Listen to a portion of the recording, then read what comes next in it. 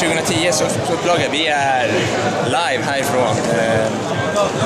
Vi har precis avslutat gruppspelet och jag har med mig här en speciell gäst, känd inom fighting-scenen. Hart, bitspelare från England. Främst Third Strike, TK6 och så vidare. Brian, take your time. So, correct me if I'm right, you've been here this last 3 times? This is my 3rd trip. So, apparently you're somewhat fond of DreamHack, am I right? What would you say is it's a really nice event. I like it a lot. It's such a nice time where a lot of people come together from different communities, and it's really interesting. It's quite new for me, even though it's not that time. It was new for me, it's not anymore. But I think it's a well-organized event too, because I know the tournaments are really difficult to manage, but they seem to do it well with the schedule, everything running on time, having time to have a main stage final and stuff like that. It's really cool. Yeah, that's in general. This is my first time, so far I have a great impression. Yeah. So clearly, I mean, DreamHack is the sort of tournament in Sweden when everybody's training for it, talking about the Swedish scene in general, I mean, you've been here 3 times now. Since to DreamHack or to Sweden? Well, with Sweden in general. I've been to Sweden many times. Oh, okay. But, yeah. So, what are your somewhat impressions of the scene in general and players? Well, it seems that in Sweden, all the players are quite divided. So that means that you have players of a certain area who are the best at where they're from, right? Who are limited to the experience where they live, of just playing players where they live. So I think that there are possibly some very talented players here who don't get a chance to express themselves fully because they don't have the level of play to improve. So and the number of players as well. This is also important. You need a lot of variation in opponent styles to develop yourself sometimes. So I think it's slightly a waste because maybe not just in Sweden actually. Maybe this is a general problem that you can't really. It's hard to maximize yourself in this whole community. But as far as I know, you have 2 main areas that are good in Sweden, which are Stockholm and Gothenburg. Yeah, Dragonland and also gaming. Right. So and in those 2 areas, you have quite a division between the top players and the mediocre players. Right. So so I think maybe what needs to happen is maybe you could, if they come together more often, collectively, not just the top players, but the whole of the Swedish side, the Stockholm side and the Gothenburg side, if it was possible. Besides DreamHack. Yeah. Maybe even because in DreamHack, maybe out of 20 of each side, only 2 of them meet in the tournament or something, right. 2 or 3. So if you could if you had some kind of national event that was run by the players, like twice a year or something to train for, maybe 3 times, maybe once a month for a while or something, just to see how it goes. Because I think this would significantly improve the level and give you more reason to play, more incentive. It's like, why practice for the same guys? You know who you can't beat and you know who you can beat. And you just end up doing the same patterns, and it's not good because when you go to a big event like this where you have players from every country, it's really easy to fall out of your own flow of the game and really just you can lose in pools or something just because it's so alien to you that you're having to come up against a new style. You're so used to playing what you know. Anything different is, what's this, It's kind of weird.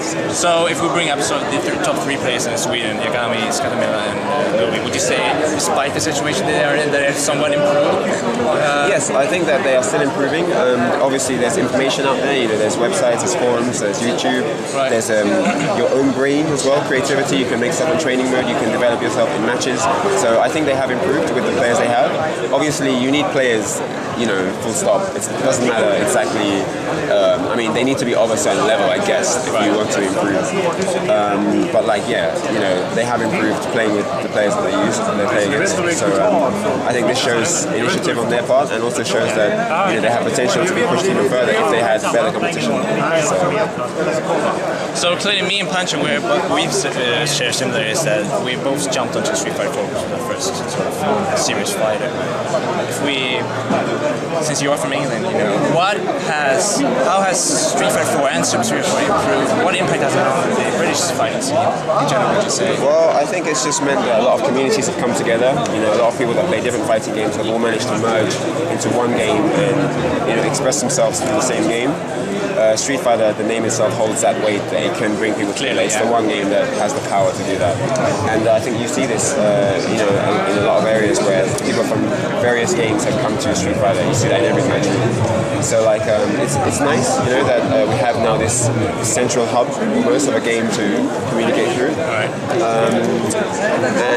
But I think also though that in some ways maybe other 2D fighting games don't get as much attention as they could have. Maybe like King of Fighters or something. Because for me, King of Fighters is a really good game that never quite made it in the West. In a sense. I know that in France it's popular, and in some countries it's popular. I think Mexico is quite popular, but it doesn't really break through the big mainstream tournament, listings.